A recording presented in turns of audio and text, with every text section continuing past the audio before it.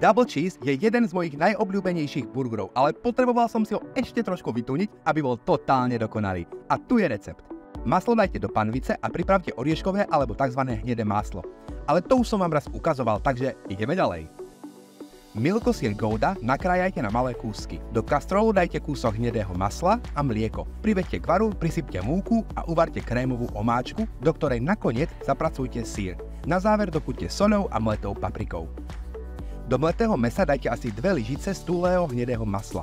Dobre premiešajte, dochuťte soľou, korením a vytvarujte placky, ktoré nakoniec opečte z obidvoch strán na grilu. Nakrájajte si kyslú úhorku. Žemľu rozkrojte na 3 časti a pomažte maslom. Opečte z jednej strany, otočte a pridajte plátky syra. Priklopte, aby sa syr dobre roztiekol a môžete burger skompletovať. Verte mi, ak máte radi cheeseburgery, tak tento budete úplne milovať. Vďaka tej syrovej omáčke je burger krásne šťavnatý, takže nepotrebujete žiadnu inú omáčku, ani majonézu, nedaj bože nejaký kečup. A tá chuť je božská. Len jedna rada na záver, vyberte si aj kvalitné mäso a skvelé žemle, pretože ani bez nich nebude váš burger perfektný. Podrobný recept nájdete pod videom, tak si ho uložte, aby sa vám nestratil, keď budete rozpaľovať grill.